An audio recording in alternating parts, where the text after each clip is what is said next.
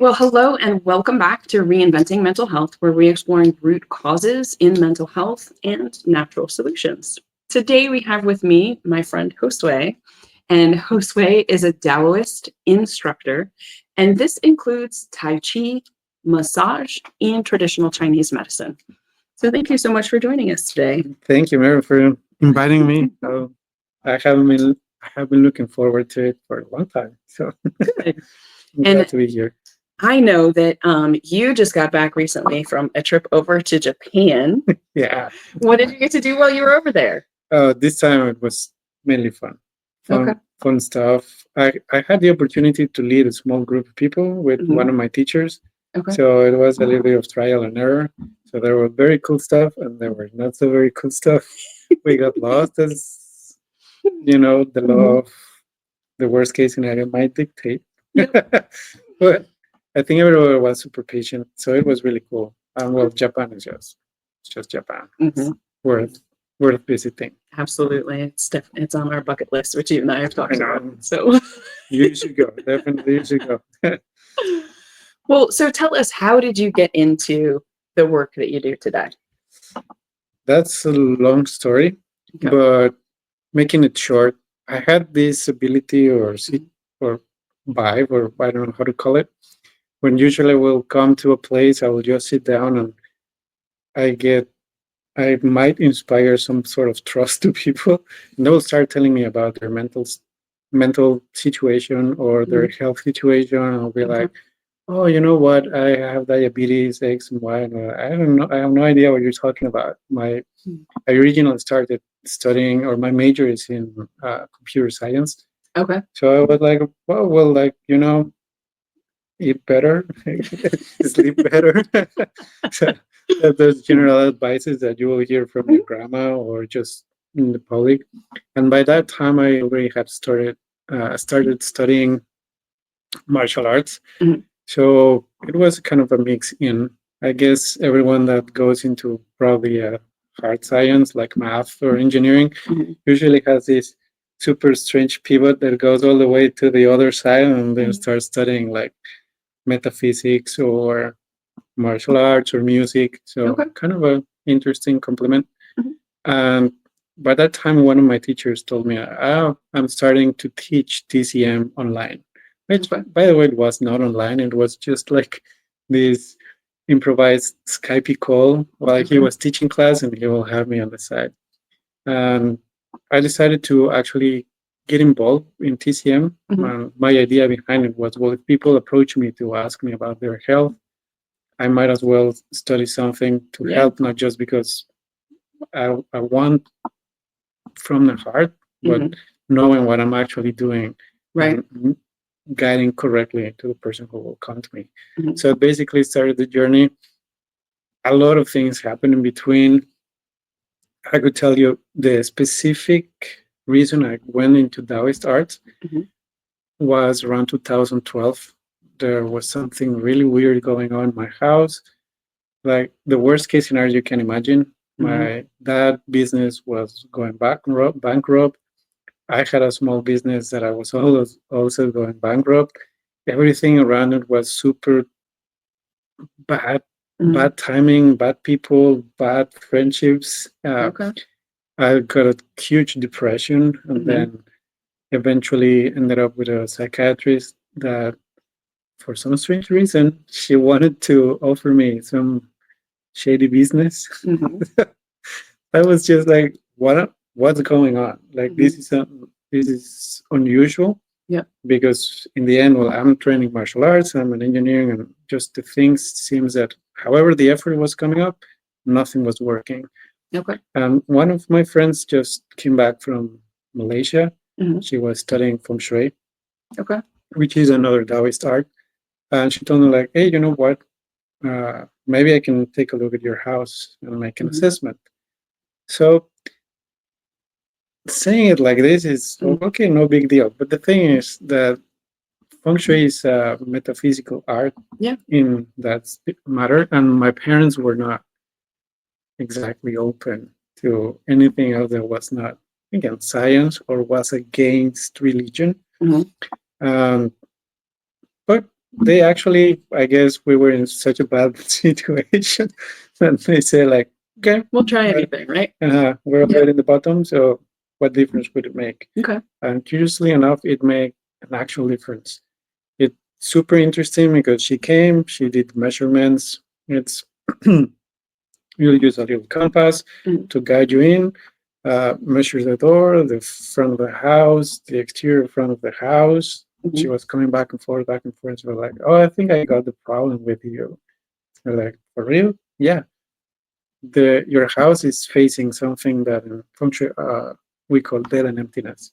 Mhm. So it's basically like imagine you are standing exactly parallel to a water flow.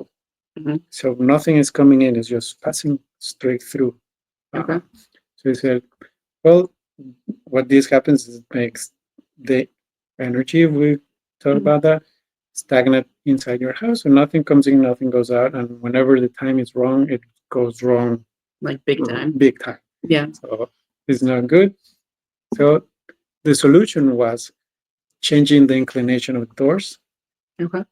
And the second obstacle was making my parents to agree to make that. Mhm. Because structurally speaking, and visually speaking, well, you see the front of the house, and now you see slight tilted door. So like, Mhm. what's going on? So among other things, we had to demolish a little wall my mom decided to build because her room was visible from the outside. Well, not exactly, but she felt that it was vulnerable. Mhm. So I decided to put a wall. And finally, in the entrance, there were two big pines. Mhm. So they were obstructing the flow. So what we did, we have to cut one pine off, seal the doors, and demolish the little wall. Mhm. For me, it was like magic because Okay. we were in such a bad situation, owing money big time. Mhm. Um, 2 months later, we did all the things. 2 months later, like everything kind of stabilized. Mhm. 3 months later, where I got what's curious is that you start getting uh, opportunities. It's not like you become rich. It's Mhm. just people start calling you. It was like, hey, do you still do web development? Yeah. Mhm. Oh, well, I'm interested in something. Oh, by the way, I recommended you with someone. Okay. So things started changing. I started working, and we start going out in the Mhm. whole. And that for me kind of marked the start of like, well, I want to know what else is behind this, Right. and because I want to Mhm. study it. Mhm. And of course, that part, feng shui is part of how I started. And my teacher, for somehow everything started to come in together. Mhm. I started studying traditional Chinese medicine. And then since I've been studying previously martial arts, he invited my actual teacher invited me to pursue mm, instructorate. I don't Okay. know how to call it. That will include TCM and the Tai Chi practice. So then everything started to come all together. And Okay. that's what I do now. Okay. All right. So, that we focus mostly on mental health. And Yeah. I do feel that, there is something behind feng shui. I've read a lot of books on it, whether it's colors or moving furniture or again moving doors. I've heard that a few times. Yeah. How do you see Tai Chi and things like feng shui and traditional Chinese medicine having an impact on mental health? I can speak first person on that one Hmm. because when that thing was going on, Yeah. I had a huge depression to the point that I will cry out of the blue. Like I just start feeling super sad. Mm-hmm. Um, get into that train of what's going on. Where's my life going? Like there was no correct nurturing, and in that sense, that will impede my ability to see further into the future. So Hmm. that kind of started reducing the window of what I wanted to do. At some Okay. point, I just wanted to sleep, or Hmm. I don't want to do this because I don't want to be exposed to the public. I don't want to meet with my friends because I feel vulnerable. I don't feel like I don't have enough drive to go out. And then if you ask me what you want to do, I don't know. Hmm. So I think from that perspective, it's super important. My teacher says the first thing that we lose when we don't get correctly nurtured, it's virtue. Mhm. So, putting in a very simple sense, Mhm. imagine that you're hungry and they ask you to behave, but the person in front of you is eating a hamburger and smells so good, and you Mhm. haven't eaten in 3 days. What are you Mhm. going to do? You're not going to behave. You're not going to wait. You're probably going to attack him and say, hey, I want a piece of your burger. Yeah. Because that's a primal instinct. Mhm. And I think mental health is very close related to Mhm. your ability of having all those needs covered Mhm. and have the energy to actually go around your life about it. Mhm. Because again, if you are super sad and you don't Mhm. want to go out with anyone, you'll start to isolate yourself. Mhm. And then, I mean, some weird things happen. When it's not, how would I say it, self-induced. I Mhm. mean, if you go to meditation, Mhm. being correctly nurtured, being by yourself because you're pursuing something, probably we'll call it more a spiritual way, Mhm. that's completely different than when you are uh, closing your doors in because you have no more juice to give. Right. Then that's when I have unfortunately had experiences with some of my friends that just decided to depart because they weren't their situation became to the point where they decided that they didn't want to live anymore. So, and it's sad for me, and in a big level Mhm. because I could have helped, Mhm. but the fact that you don't know what's going on, Yep. and sometimes this resistance to saying, "Oh, it's metaphysics," or it's this woo-woo stuff, then I don't want anything. Mhm. I'm good with the pill the doctor gave me, or I'm going through this procedure, or my experience. Mhm. One, there's no magic pill, and two, we are layered. Oh yeah. So you eat good, check. You Mhm. sleep good, check. You have a good house, Mhm. check. You have a good Well, job, and that all check. goes to, so inside of the field of psychology, we base a lot of our work off of Maslow's hierarchy of needs. Yeah, And that's that pyramid of our base needs being met before we can do all of the top things. And the highest top thing is that self-actualization. So if we yeah, don't have the house and we don't have food and we don't have safety, then none of those other things, including learning and a social life and all of those things, they're not possible for you. yeah, Yeah. absolutely. There was, well, I don't know, it pops to me a memory of where I was talking with my wife one day. She was asking me, uh, one of her friends was watching this show, like some of Big Brother type show, where they Mhm. put famous people in a house. I said, "What do you think will happen? What do you think will happen? They have a house, they have food, they have nothing else to do. Mhm. What do you think They're will just going to get in happen?" trouble. That's what they're going to do. Exactly. Yep.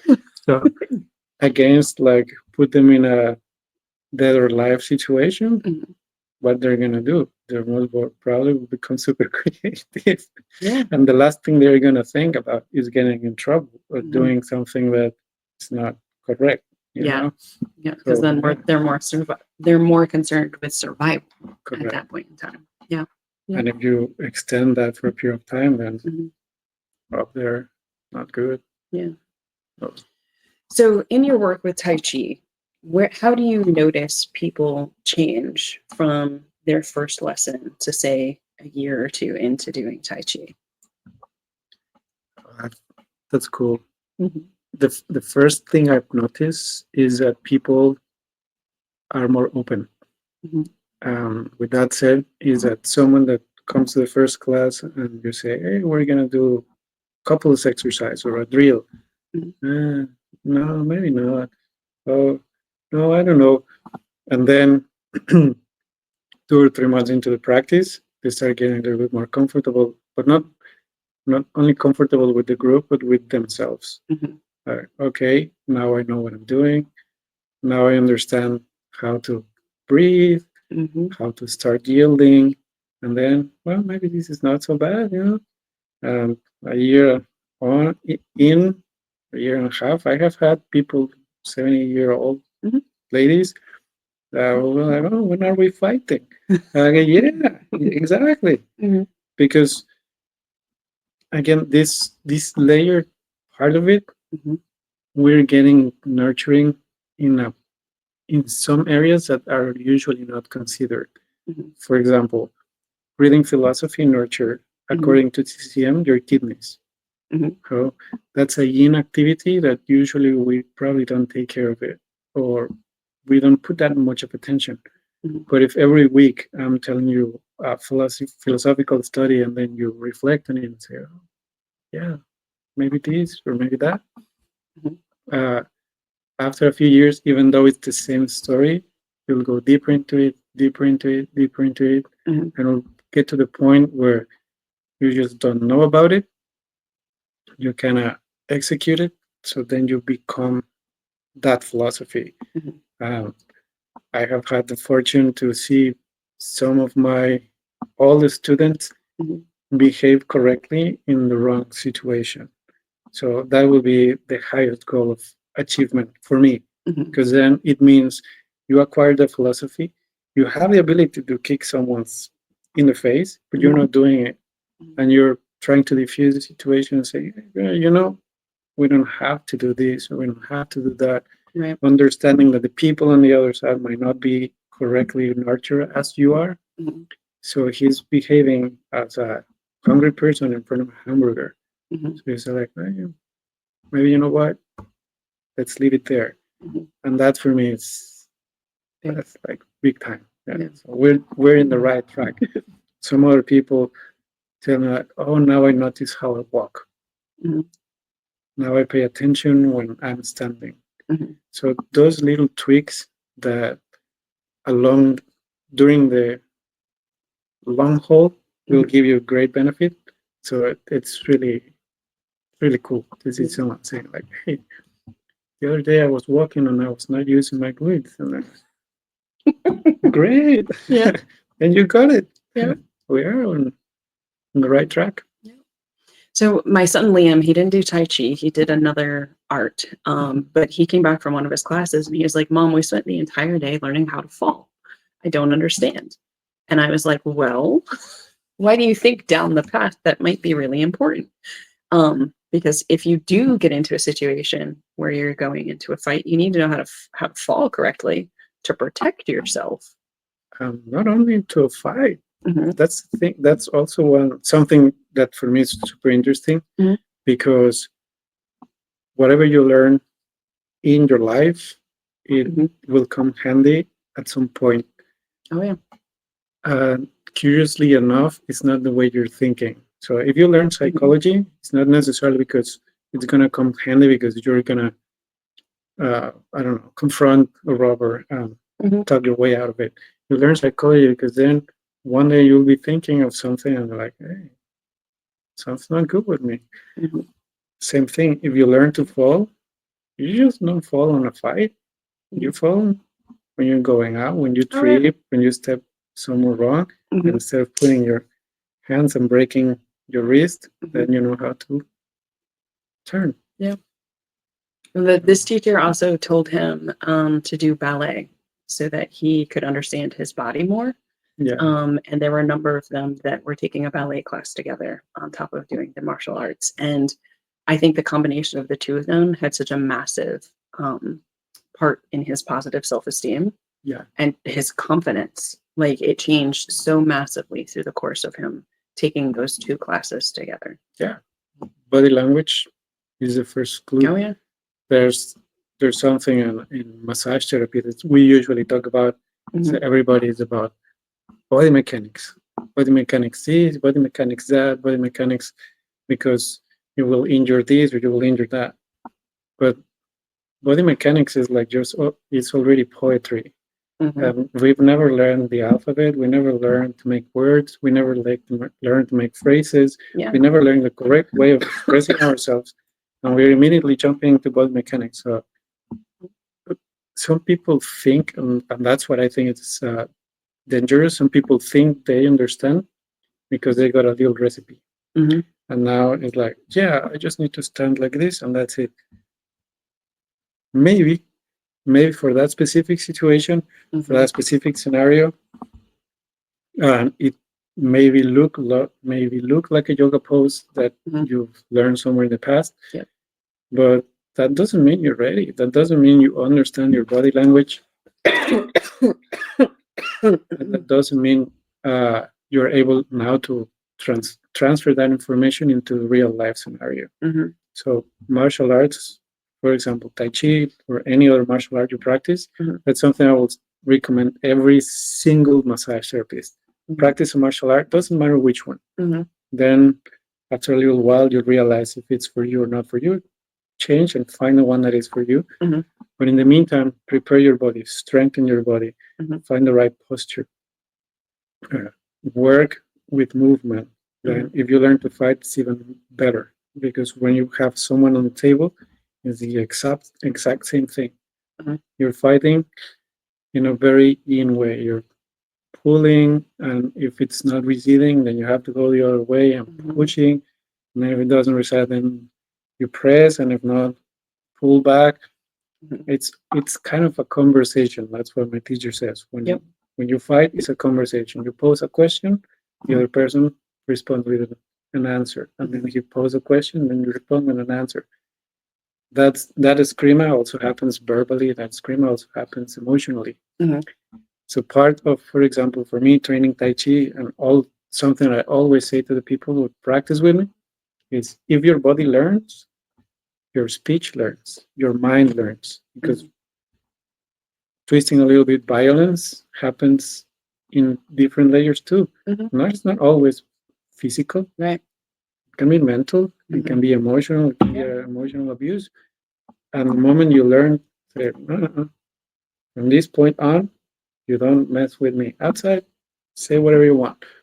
From this point onwards, you'll find my fists. We'll see about that. So when we start speaking, we speak in the same way. And also that's why I think it's important philosophy. Because then if you only teach how to fight, you become a bully. If you teach the philosophy and understand, now you have the power to subdue someone, but you won't do it because there's no need. Right. And then your speech becomes also that fine and sharp and doing things. So I know that I have found through the course of my life that some of the people that are the most calm and the most confident in really tense situations are people that do know how to defend themselves. And it definitely, going into that situation, I can handle myself should I need to, but I don't have to. I see that in their body language, the way that they're communicating in the situations, how much better they can de-escalate. I with firefighters inside of some of the military bases that I've been at, I've seen that. So because sometimes, in the end, it may end up in there's always that chance, but hopefully we never have to get there. And if we know, if we have the confidence in ourselves that I can handle this situation, it's a little easier. Yeah, for sure. Yeah. And that happens also, for me, it's curious because that happens also with the people who know enough. So they wouldn't get altered easily. And if you come and say something not very smart, they will have the patience of the world. Just look at you. Nod. Okay. Yeah.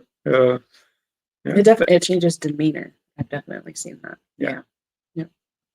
So inside of the mental health space, we work with a lot of kids that have things like ADHD and anxiety. So how do you see traditional Chinese medicine and Tai Chi and massage helping that population? That's really cool question. And I will answer also with some sort of the thing I wanted to ask you too. Okay. These methods have thousands of years in place. So they've been passed through generations. At some point, there's certain structures. And let's say not ancient times, but a few years back, when the emperors were still in in the power, Mhm. you learn the medic Mhm. was in charge of the health of the emperor. Right. And if the emperor got sick, Mm-hmm. so in China mainly, the main concept of medicine Mhm. is prevention. Right. And in that sense, it was very well, it was a common practice Mhm. to be paid only if the patient didn't get sick. Mhm. If he got sick, then you were a bad doctor. Mhm. That's it. Mhm. Basically, that's it. So in the space of mental health and how, for example, these arts might help, TCM might help, Mhm. is find, finding a way to rebalance the body Mhm. without getting those magic pills. Mhm. It takes time. That's the Mhm. only thing.